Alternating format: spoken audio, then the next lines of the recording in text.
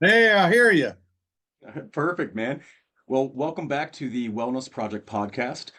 Before I introduce our guest today, I just kind of want to give a little bit of background from my own personal experience, and it really has to do with being outside. And I really feel like being outside allowed for people into my own psyche and having nature. I feel like today. I just don't see that as often. I feel like even just with my friends and my family growing up, a big part of that was being outside. It was fishing. It was, building forts and strengthening those human connections is was something that really helped me kind of foster my own mental health. So, um, kind of speeding forward, I moved to Port Clinton, Ohio, which happens to be the walleye capital of the world. And a really good friend of mine, Jeff Hild, and I were in our garage one night, and kind of it dawned on us that there isn't a fishing club of any sort, to my knowledge, in Port Clinton. So did some research and happened to come across a nonprofit organization called Fishing's Future. And today's guest is Shane Wilson, who is the founder. And welcome to the podcast. Michael, thank you. I'm very honored to be on the podcast, by the way. Thank you very much for that. You're very Uh, welcome. So yeah, so just where would you tell us. where would you like me to go here, Michael? Yeah, well, start. I don't want to say at the beginning, but start at the beginning. Tell us a little bit about growing up, and maybe tied into what your career was, or Fantastic, still sure is, will. actually. I I was born and raised in Indiana, central Indiana, on a farm. Taught the ethics of hard work and appreciation of the four seasons. We don't have four seasons down here in Texas in the southern tip of it. We have hot, hotter. We have what we call hotum, and then we have hot again. So, uh, but I What grew up part in of India, what part of Texas? South Padre Island. It's a little tropical island, 2.5 miles off the mainland, connected by a 2.5 mile bridge.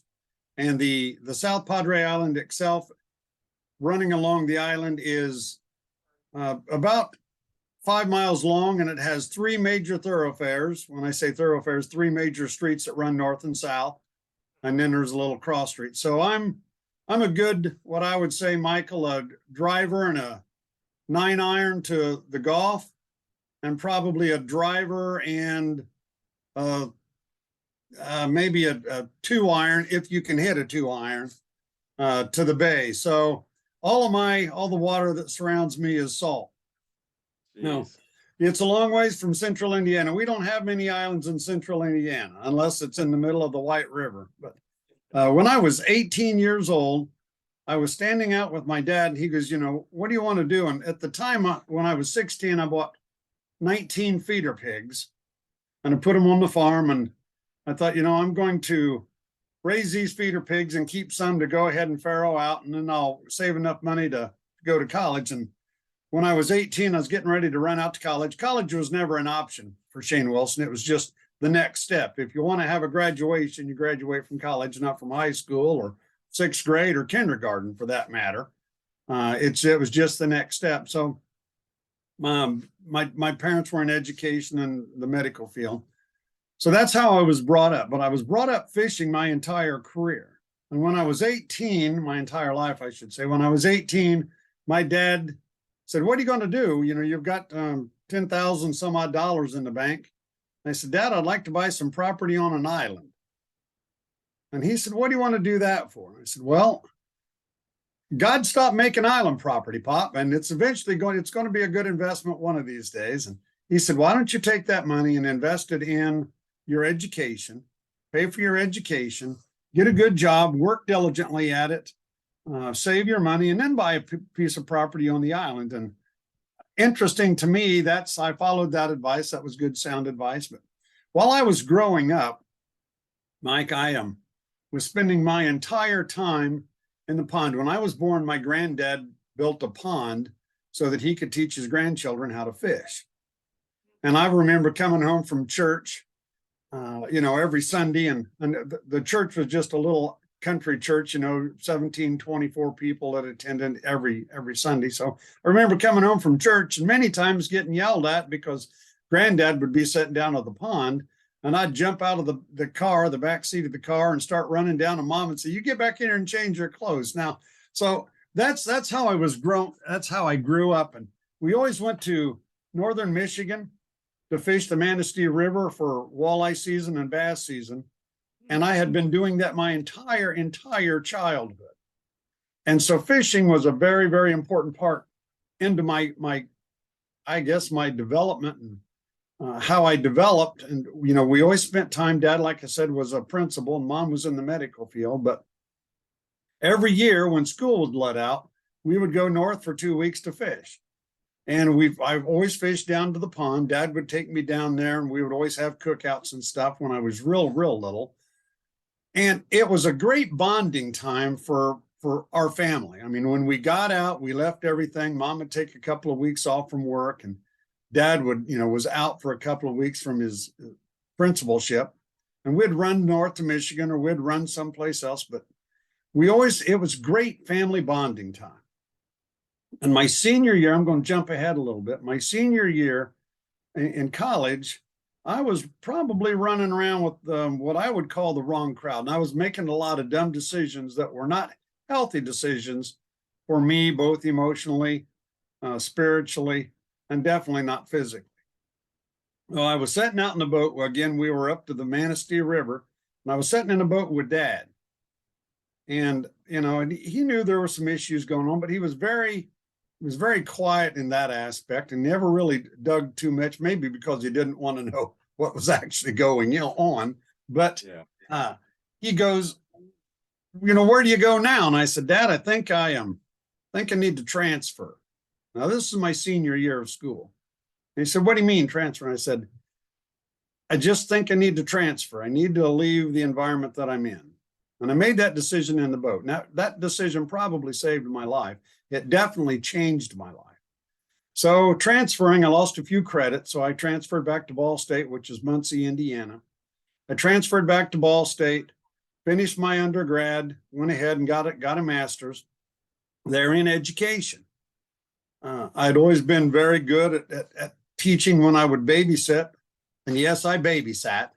When I would babysit, I would, teach the children that I was working with. I'd teach them various things, card tricks, how to play pool, depending on where I was babysitting. And just, I was always teaching. And I taught my dog how to do all kinds of wild things. If you understand Pavlov, you can pretty much train anything.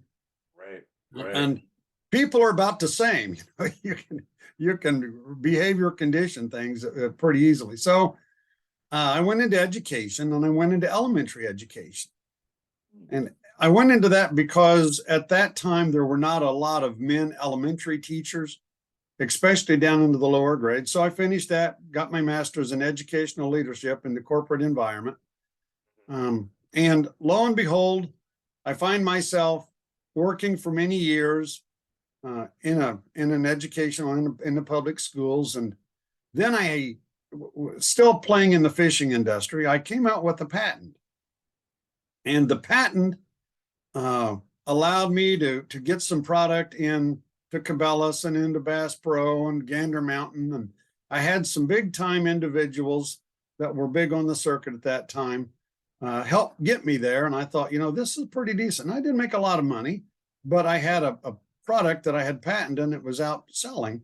So long story short, I guess long story shorter, because it's still going to be a long story. That's fine. That's the great thing about a podcast format, I fell in love with Stephanie, married Stephanie. And years after that, her folks had moved down to South Padre Island out of Muncie, Indiana, quite a few, 25 or so years prior to all of this happening. And he had a heart attack. So we moved down, left the snow and the cold regions, and moved down to the island.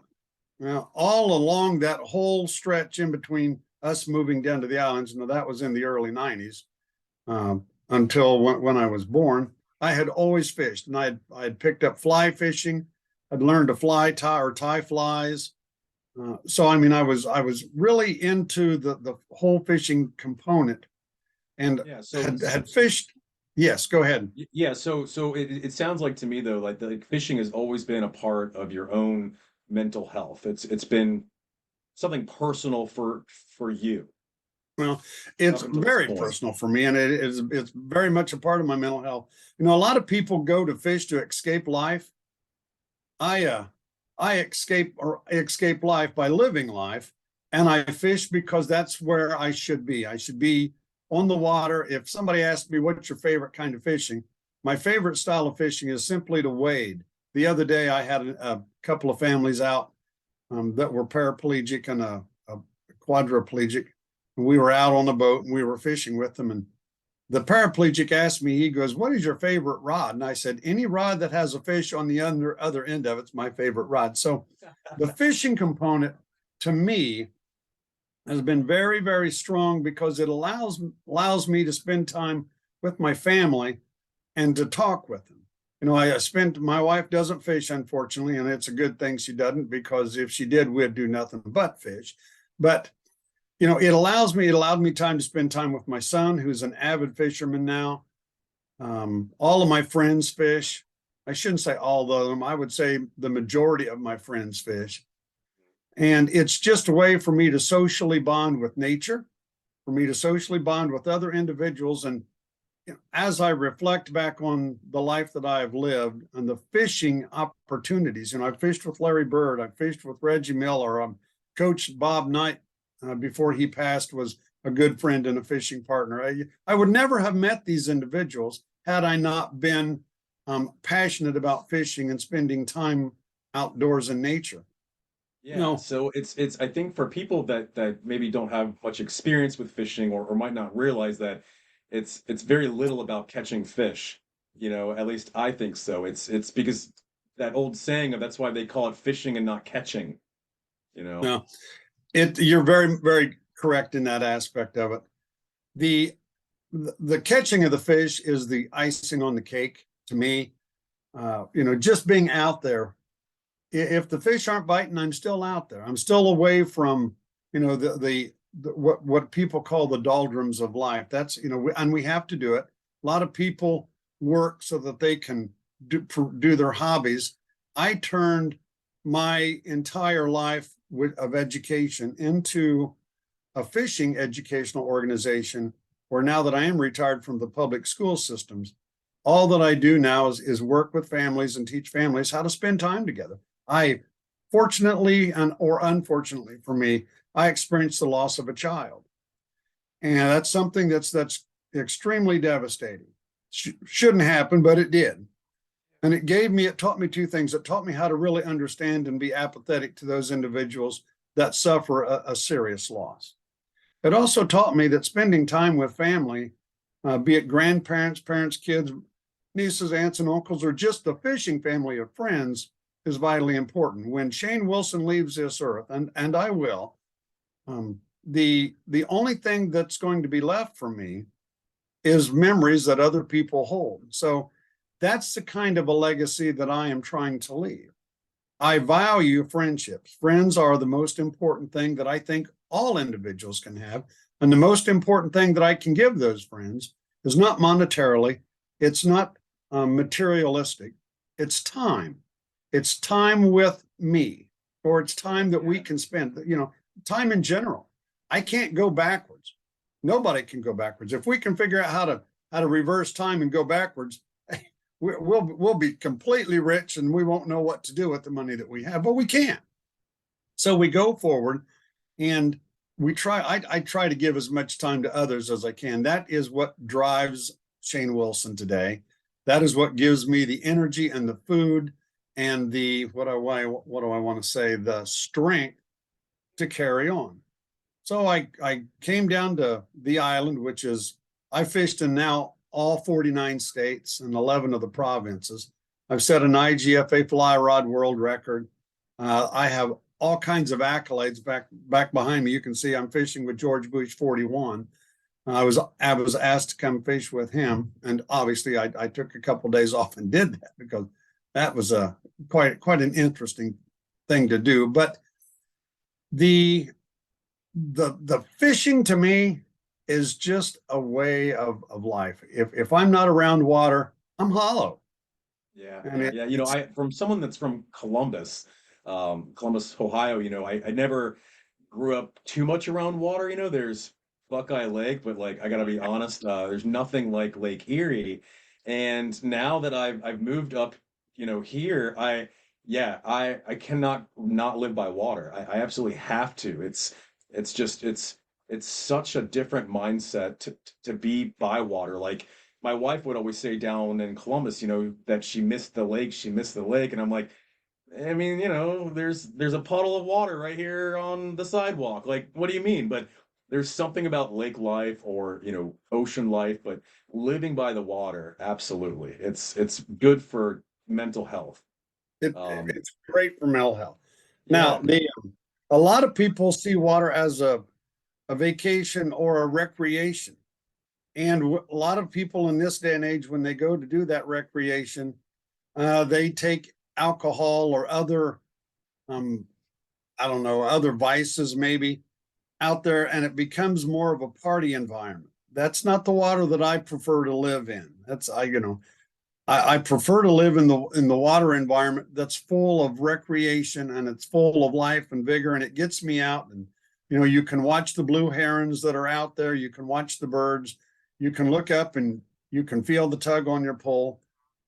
So there's people see water as different components, but I am an individual that has to be around it. Yeah. It's very soothing to me, very comforting. And if I can be in a stream like the Maumee River, or like some of the, because I was up there in Port Clinton visiting you, and golly, the Lake Erie is just an incredible lake. I'd fished it before, but never had gone out and fished it seriously like we did when we were together. But to fish some of those rivers and the flow into it, and to stand in that water, and it's cold, and your feet are numb, and you're out there fishing, and all of a sudden you feel something on the end of your rod, and you watch it take, be it with a fly rod or on a spinning rod. All of a sudden your feet aren't cold anymore. There's a whole new focus, and uh, that is how I recharge. That is how I go about it. But simply sitting out there, I've been out on rivers, and I've watched otters work a school of ducklings. Mhm. And it's fascinating. I've watched osprey come down and take a fish out of the water. I watched eagles fly over, which is just mesmerizing. And I think more people, and you're absolutely right in your opening statement. You said a lot of people don't spend a lot of time outside. No, but believe it or not, Jeff and I are going to do a podcast here soon, so I don't want to talk too much about the content. But when I was doing some research, as sad as it is, statistically today, people spend 90% of every day inside.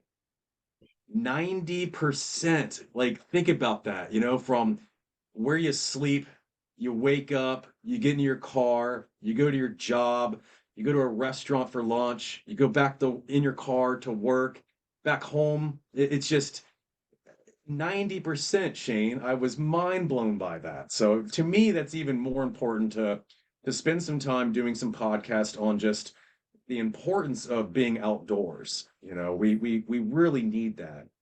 That's an understatement. When you say we really need it, it's almost a chronic disease that's taking over. I was doing some jury duty and was being, setting in not a jury pool to be selected. And I was sitting with another principal at the time, and we were talking about education as principals do when they get together and they're bored because they're waiting to be picked or dismissed, one or the other. And I was telling him that a student had asked me if he could take PE online. PE was my favorite subject.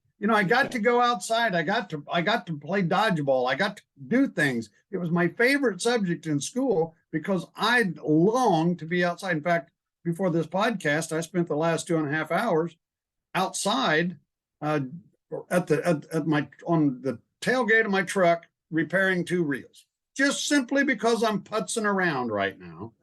But it's outside. I work on all of my fishing equipment outside because the sun, the nature, the air, the breeze, the rain, whatever it is, to me, it's invigorating. And, if we don't, there's all kinds of research out there, Michael, and you know this, that kids do better on tests just to be able to view green leaves outside a testing window.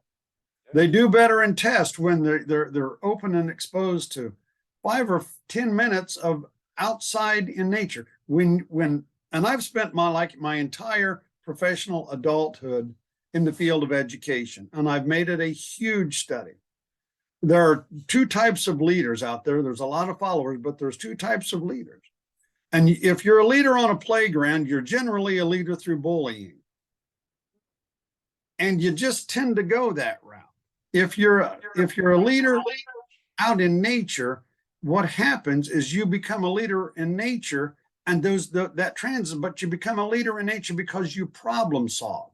You're thinking of ways to get across that stream without getting your feet wet. So, you walk around and you see a tree that's a blowdown that's across the river, or you move rocks so that you can have a footpath. I mean, you're just all the time solving problems. Nature is far more important to our development as we grow up, and especially from the ages of about 1 to 8 or 1 to 9, it's critically important that these kids spend time outdoors so that they understand what outdoors truly is and the enjoyment that it fulfills and puts in our lives. Yeah, yeah. And so to sort of segue too, because I think for me, finding out about fishing's future and, getting to meet you, there's a lot of emphasis on how nature, has a positive impact on ourselves.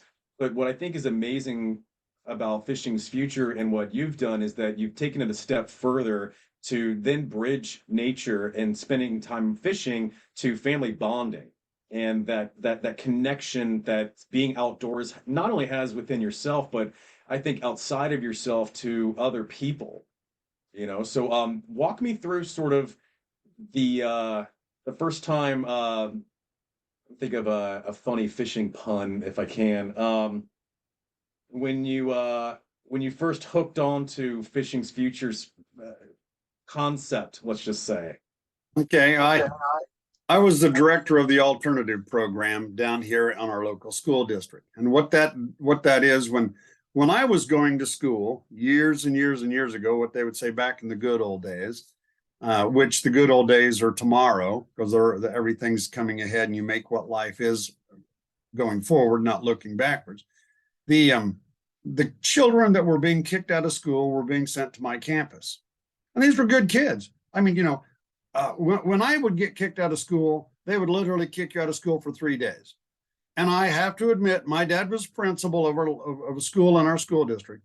And I would be kicked out of school or get in trouble 2 or 3 times a year. And it was during opening deer season, and it was during opening bass season, or opening squirrel season. And Dad was okay with that. I'd do something silly, and get 3 days vacation, because they literally put you out of school. And so usually it was on a Friday, and I didn't have to go back to school till like Wednesday. And it's like, oh, cool. So I got 3 or 4 days to hunt, and I didn't have to come back home so quick. So, but I mean, I'm digressing a little bit, but I did those things so that I could spend more time outside. What they do now is they kick you out of the regular campus, and they send you to an alternative campus. The majority of them are ran like boot camps. Kids, you're going to do this, you're going to do this, you're going to do this. Well, those kids had a hard time conforming to the rules and regulations that were laid out by the public school systems. And they would come over to my center, which was the alternative, or my campus, which was the alternative campus. And I taught them in an alternative method. They're good kids, they're just bad decision makers. And over the 12 years that I held that position, I realized that these kids are making bad decisions because they don't have any parental engagement that's quality. Parents will say, well, I'm involved in my kid's life. I take him to soccer practice. He's in soccer, he's in baseball, he's in basketball, blah, blah, blah. I go to his band concerts. Well, I can go to a soccer game and sit as a parent. That's all I'm doing is cheerleading. I'm a cheerleader. same with the football or baseball or everything else, unless you're instrumental in coaching, and then you're screaming at your kid because he's not doing what you want him to do because you're holding him at a higher level, to a higher standard than the rest of them. So Yeah, anyway, what I hear you saying though is more like focus on the quality of the time that you're spending with that child. It's really, and it's difficult to measure the quality, but we all can at least have a baseline of, you driving your kid to soccer practice, kicking them out of the car to go play soccer is not of high quality, it's not the time that the students that I was dealing with, which had been kicked out of school because they were non-conforming in the school. And they would come to me and I was like, these are good kids, they're just bad decision makers. So what can I do as an educator to hook the parents and kids back together and to get them back engaged so that they could spend that quality time? And it's not the quantity of time, it's the quality of the time spent when you're with the individual. And that's where my focus was. So I thought, I've got to keep these two kids, or I've got to hook the families back and keep the families together forever. So I took the two words families forever, and that was my mantra for a long time, keeping the families together forever, forever, forever, families forever. And I took the two F's from families forever, and I made that symbol right there. That's two lowercase F's, the top one, and then I turned the other one around and I made them a hug. I was born in Indiana, central Indiana, on a farming community. We hug when we see people. So I want the parents to hug their children because that's quality there. That's human touch, that's bonding. So I took the two words families forever and took the two F's from those two words and made the fish. And I thought, okay, now I've got a really cool logo, but what am I going to call the organization? What can I do to call? And Dad always told me, he said, son, education is your future. Get a good education, you're going to have a decent future. And I thought, well, and I'm an educator and I'm a good educator. I thought if I educate and teach the skills of fishing to families, then I really am fishing's future. And so, the name fit, it had two F's in it. I've got families forever with a really cool logo. Now I've got a name, fishing's future, and it's fishing's with an apostrophe S, because if we do nothing but angling education, we really are fishing's future. And over the years, I founded that in 2007. Over the years in 2018 or 2018, we did our millionth participant. And, we've continued to grow and continued to do what we do. You have opened up your own Fishing's Future chapter in Port Clinton, the walleye fishing capital of the world. And when I was up there visiting with you, I caught walleye. Yeah. So, well, just a little bit of information that I actually found out today, very exciting about Port Clinton. The 2024 National Walleye Tournament will be in Port Clinton, Ohio, actually April 18th and the 19th. So it's very exciting news. Wow. Yeah, it's going to be a huge event. Fishing's Future is going to hopefully set up a booth there. I want to get back to your story, but yes, we have started a Ottawa County Fishing's Future chapter right here in Port Clinton. I don't have an email address yet, but I'm going to set up a local Gmail account so that way folks that are in my area can be able to reach me. But Jeff Hild, I have to give him all of the credit, has set up a actual work space, workshop studio where we're going to be being able to host families and work on some tackle and doing fishing education there as well. So just kind of want to put that plug in there kind of now, but go ahead. Well, I'm going to look at my calendar, see if I can't run up during that. Yes. Yeah. That would be awesome. And then there's a couple of other meetings I have set up for you in July when you are up here, but we'll save that for. Okay. Well, there's a lot of those old walleye pros that I've known for almost going on 30 years. When I came out with the patent, a lot of them started using some of the stuff that I was doing. So it would be nice to get back and see some of those guys and shake some hands. Long time friends, haven't seen them in years. Wow. Wow. That's crazy. I've been in the business. I've been part of fishing my entire life. So just tell the audience a little bit about the curriculum, or sort of what does a Fishing's Future camp look like? Fishing's Future camps are basically set up around 5 different individual stations.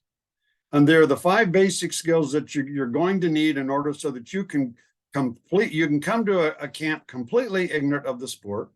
You can learn about the equipment. You'll learn the essential knots that you need.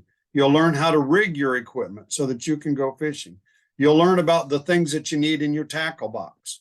You'll learn habitat, why fish are where they are. You'll learn the individual species from your local waters. And then you'll learn some of the rules and regulations that govern the sport of fishing within your state. And we do it as a family. We don't do it, parents don't drop their kids off. Before I retired, parents would drop their kids off and I had them from 7:45 to 3:30. I'm done with that. I'm done with that. And I started Fishing's Future to keep the family together. So when we have, let's say we have 20 families show up, and they're going to average 4.3 members per family. So you've got pretty much 80 people, plus your volunteers at an event. We divide them up equally into individual stations. So 4 or 5 families will go to the knot tying station where you'll learn 2 or 3 different knots, or you go to your equipment station, or you go to your tackle box basics, etc. So that the quality of the education that you get at each station is quality. It's pretty much one-on-one, and the children and the parents all participate. Hang on, that's my wife. Let me. Sure.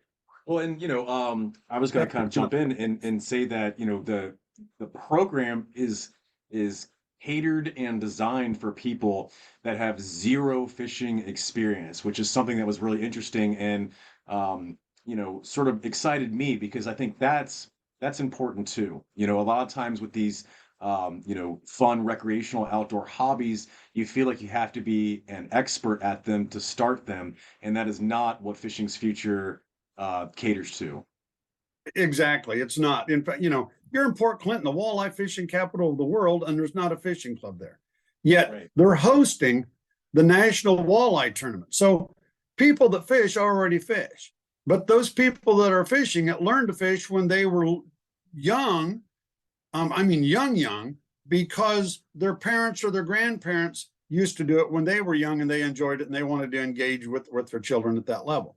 So the camps that we do are specifically designed for the novice individual. Now we do have, advanced classes or advanced camps. We do fly fishing. I taught fly fishing about 2.5 weeks ago to some folks, but pretty much the basic family fish camp is come and learn how to fish.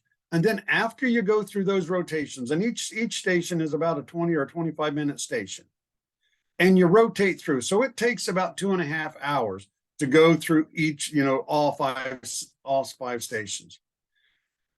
After that, we usually eat. I think it's important for a family to eat together. So, we bring hot dogs, and we'll have hot dogs and water and chips. Then after that, I think it's important for us to teach how to protect our environment, to become environmental stewards. And we have about a 10 to 12 minute trash cleanup. That's the only type of tournament that we run when we run a sponsored event. And we call it our trashy tournament. You or your family, here's a couple of bags, here's some silicone rubber gloves, run out there and for 12 minutes, pick up as much trash as you can. And then they bring all that back, and when I, as the orchestrator, run out and start picking up trash too. When I say go, I put everything down and I go. I want them to see me. I'm leading by example. And I'll go pick up something. I don't care what family's close to me. I'll put that in their bag, and then I'll go pick up other trash and put trash in the other bags, because I want to exemplify what I'm talking about. And I want to make trash fun. And I do it this way, Michael. When I kick this off, I say, boys and girls, I want you all to look around. I want you all to look around and tell me what you don't like. And invariably it comes up, pollution. Look at the litter over there. Jane, look at that, and I said, that's right. And it got there because people didn't care enough to throw it in the trash. And those kinds of people that do that are called pigs. Boy, they sat back. And I said, boys and girls, people that throw litter on the ground are called pigs. I want you to say that. People who litter are pigs. And the boys and girls sat right off the bat. People who litter are pigs, and their parents are like, oh, we can't say that. And I said, no, say it. Parents, say it with them. Say it with them. And they're like, oh, golly. And I'm putting it on them. You know, I mean, I spent 30 some years in education. And this is my program, and I'm going to run it how I want. Boys and girls, say it with me. People who litter are pigs, and they're all saying it. And then I stop and I freeze them and I say, now you can't say that in public. Oh, you can think it, but you can't say it in public. You can't call somebody a pig for throwing trash down. But the person who throws that trash down and thinks it's okay is a lot worse than somebody that would say that to an individual. I said it's politically incorrect to call somebody a name because they're doing something wrong. But it's even more politically incorrect for them to throw their trash down and think that that's okay. And then I say, okay, now let's go pick up trash. And boy, I'm telling you, they zoom out of there. And, you know, and while they're still picking up, then I blow my whistle and I say, come on back in. Teachers always have whistles. Come on back in, come on back in. Here I'm playing with a little bait. Look at that while I'm talking. Yeah, you just can't stop it. Yeah, I can't stop it. So we all come back and we weigh the trash and we record it, you know, and we'll pick up well over 200 pounds of trash. If it's a public facility, if it's a city park, they're generally a lot cleaner, but we'll still pick up trash. And then I say, okay, now it's time to go fishing. And we'll take them fishing to a pier or to the pond or the little lake that we're around where we're doing this event, because they're all outside. We've done them in state parks. We've done them at fishing piers. We've done them, you know, at little community parks where there's lakes. And then we go fishing so that they can practice their skills. Mm-hmm. And when that little boy or that little girl catches their first fish, after they've spent all of this time learning the skills to do it independently, they're on fire. They're dancing with excitement. I mean, I've had little boys and girls drop their pole and start screaming when that fish comes out of the water. And the parents, this is the beautiful thing about this, Michael. The parents are standing right behind them, and they've learned the same skills necessary to fish independently. They've spent the last 2.5, almost 3 hours learning these skills and eating with their children outside in nature. And the sun is shining and they've been feeling the breeze and they're having a real good time. And then their kid catches a fish. The kid's elated and the parents are standing behind them, beaming with parental pride. And very seldom does a parent get to feel that parental pride. I love that term, that parental pride, but I was even thinking just being present. You know, not thinking about all of the other responsibilities of being a parent and having that moment through fishing, you know? Yeah. I like the term being present too, because that's where they are in the present. And they don't get that there very many times to share that present moment with their children. And all of a sudden you can see the gears start ticking, you know, they start thinking, this is something that we can do together as a family. Outside, we don't have to spend all of our time in front of TV watching our television shows, and you know we can do this. So that's that educational component and that experience that I've created for them. I'm not trying to create new anglers. Trust me, I'm not. There are many other organizations that are trying to get kids to fish. That's why they'll go and they'll fish through in a barrel or something, and they'll walk away with the new fishing rod and a tackle box. I don't give fishing rods away. I don't give tackle boxes away. When I do a family fish camp, I give knowledge and education away. And I give the experience to be able to do it. I do give baits away. I will say that. I'll tell the parents, these baits, because before a kid leaves, we bring them all up after we get done fishing. We present them with the certificate that they've now gone through a Fishing's Future family fish camp and they are certified anglers to go out on their own. And we give them individual baits and we'll say, now, boys and girls, you've got baits that work. You know they work. Parents, if you want to continue to do this, go to a store and buy some fishing equipment, buy a couple of rod and reel combos and go fishing next week. If you give them something, it devalues it. And they'll take it home and something will happen and they won't know how to fix it and they'll set it in a garage.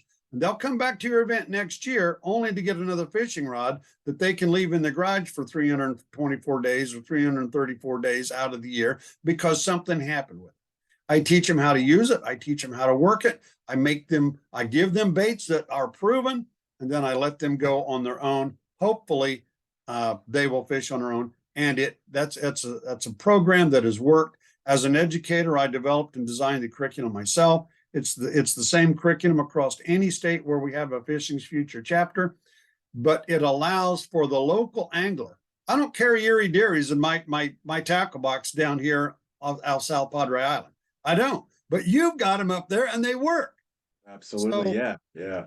So that's Yeah. the nice thing about it. It allows itself to be uniformed in nature, but the different knots, the different tackle that you're going to use, the different style of techniques can be adapted to the local communities. And that's what it needs to be, because every body of water has fish in it.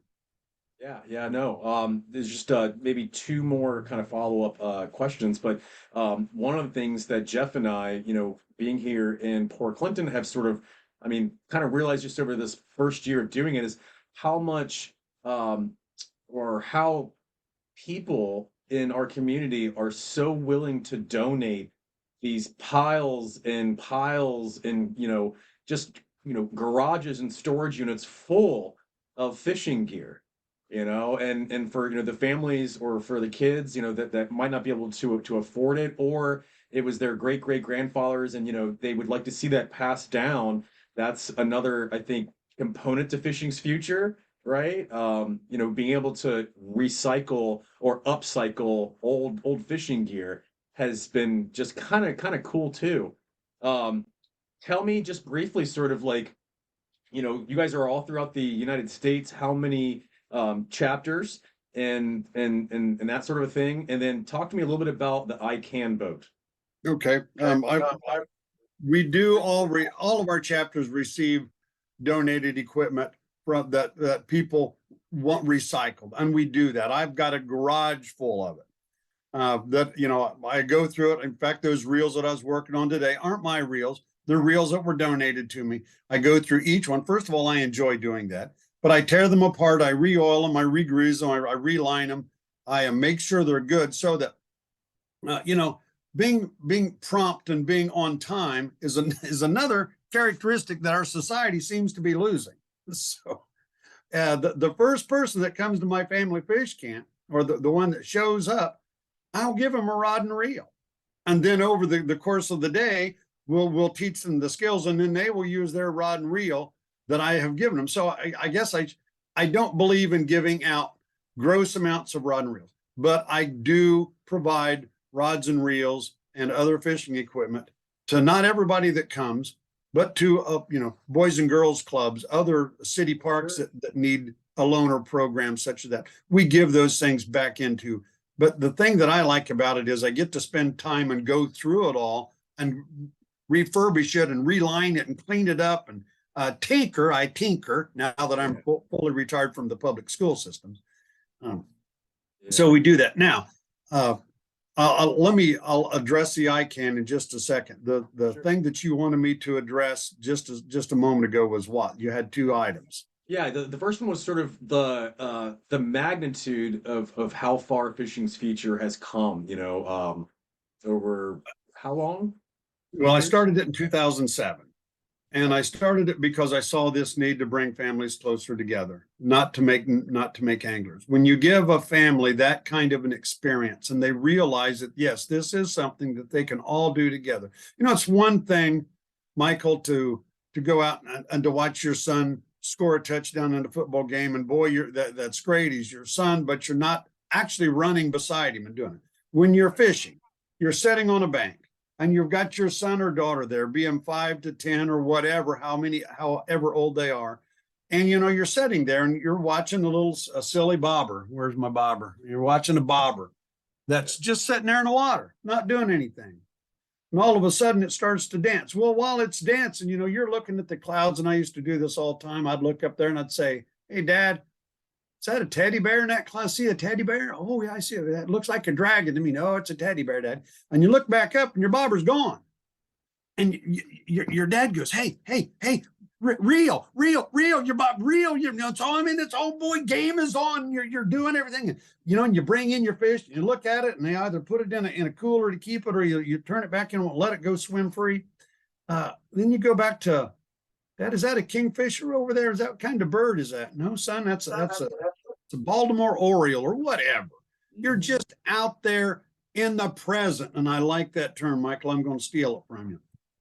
No, but because we're providing that as an avenue for parents to experience, we were giving them an opportunity to come learn about something that they could do for the rest of their lives with their children, grandchildren, great grandchildren, aunts, uncles, etc. It's grown, and it grew. It started as one chapter here with my vision, and I wanted to expand it. And at one time, we had somewhere in the neighborhood of 73 chapters in 22 states. These chapters are run just by individuals just like you who volunteer their time to give back to their community, to teach a sport and to teach a love of a sport that can hopefully live on throughout other generations. Yeah. We now have, I think, 54 or 55 current chapters because the volunteers have had something happen in their life, and we call it going dark. They can't be active for 2 or 3 years. We've closed some chapters. We're now down into 17 states rather than 22.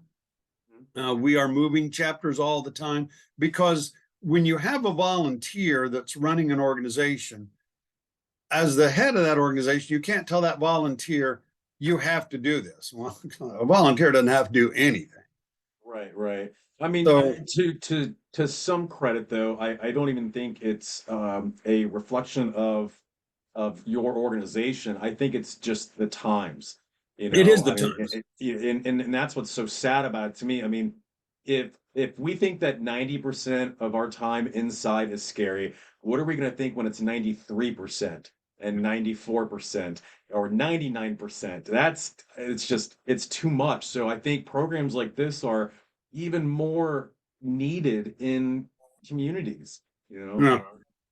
They really are. And I agree Yeah. completely with that. Time to spend outdoors needs to increase. I'll give you a real good example. We just closed a chapter and I need to go pick up the equipment. There was a husband and wife, and they weren't husband and wife when they opened a chapter. The female came to us and she said, I love what you're doing. I want to be a part of it. I'm, a graduate of the university. I'm a biologist and I want to be a part of it. Well, lo and behold, she went off and got married. And he was very active. They ran 4 or 5 programs a year in their community, and all of a sudden they had a child. A couple of years later, they have two children. Now her time, she doesn't have enough time to give to the community like she was through Fishing Future. And she said, that myself and my husband just don't have the time anymore. We've loved it. So that's how chapters open and close, Oh, sure. So, and I'm very proud. We have touched in 2018, July the 18th, July the 26th, 2018, we did our 1 millionth participant, and we document our participant. Yeah. That was 5 years ago, almost 6 years ago. Yeah. And we've continued to grow and continue to do what we do. Simply, and we don't advertise. It's simply word of mouth. Parents will go out and they'll say, hey, I just did this fantastic event last week. The next one they're going to have is in a couple of weeks. Go to fishingfuture.org and go to the events page and you can see where they're having. So, it just grows that way. And people that retire, I have a lot of school teachers and firemen that are now master anglers because both of them have, first of all, in their heart, the willingness to serve. That's why they've chosen those 2 professions. They also have the time to serve.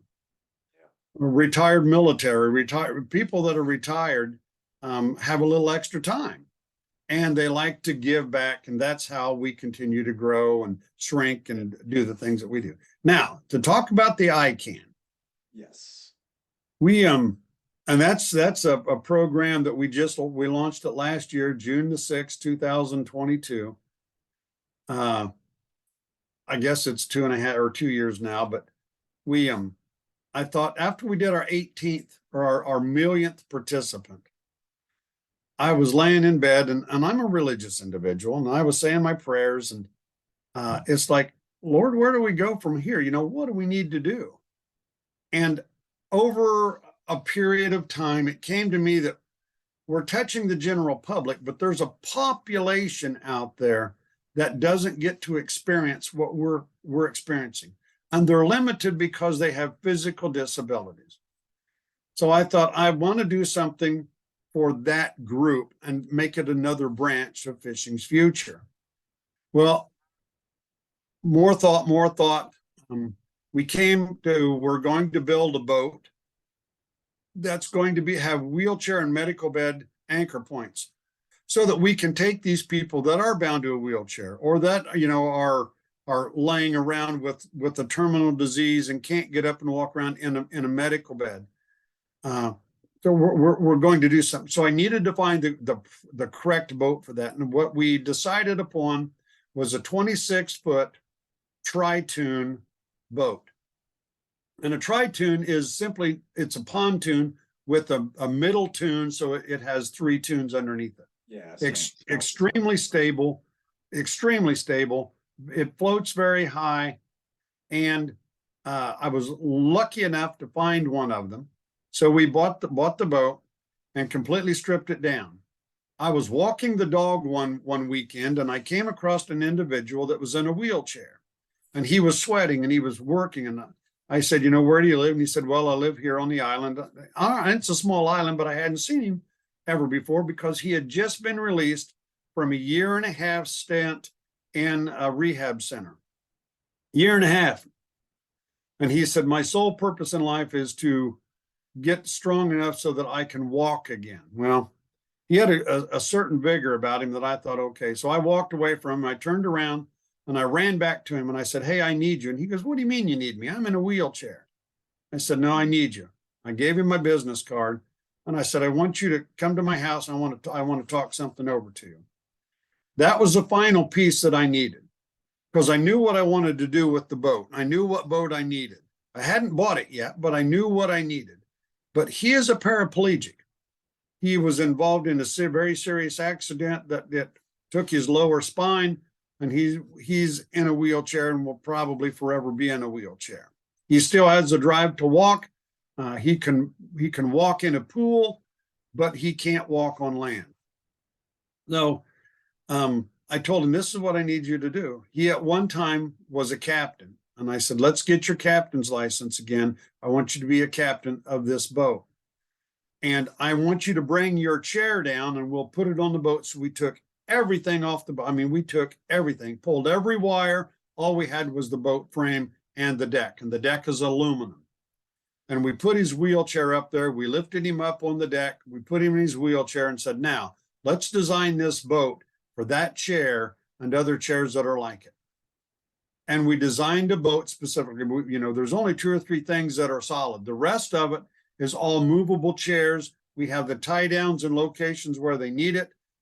You've got 26 foot, that's 8 foot wide, that's virtually a flat surface so that wheelchairs and their family members can walk around.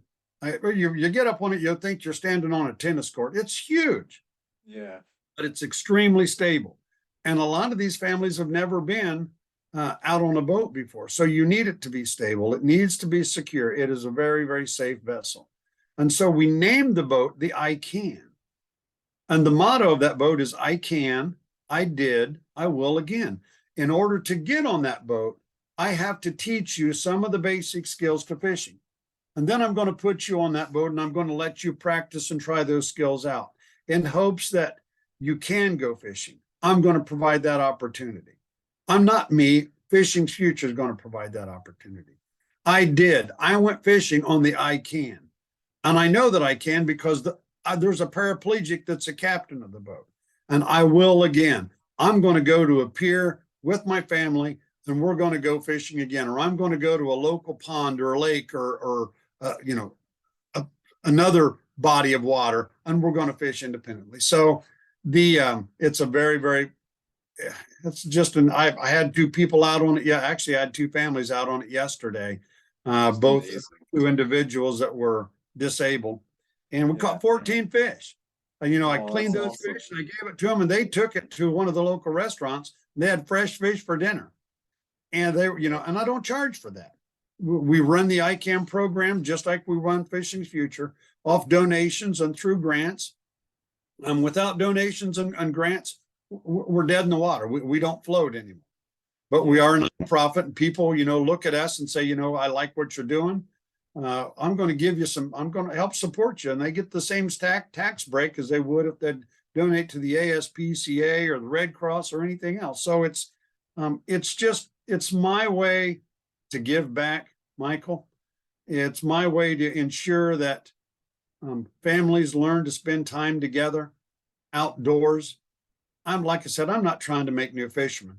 I'm trying to teach parents and give them an avenue so that they can rehook with their children and nature and spend time out there. We're not going to have environmental stewards if we don't teach them the importance of a beautiful and a clean environment. So we work on the conservation efforts, but it's if you've never done something and seen the light go off in an individual and a family, it is very, very rewarding internally.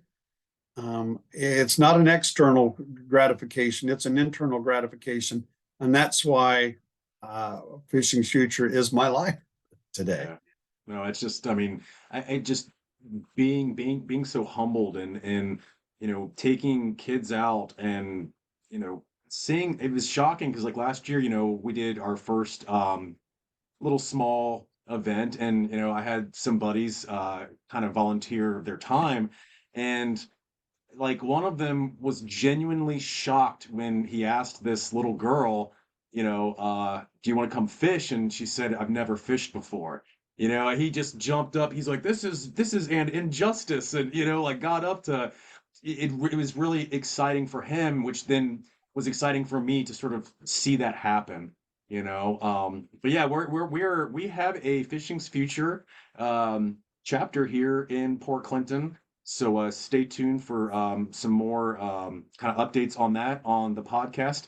Fishing's Future is a 501(c) nonprofit organization, so you can donate to that. You guys have a UR code on the website, correct? Yeah, we do, yes. Okay. So at the end of this, I will maybe put that up.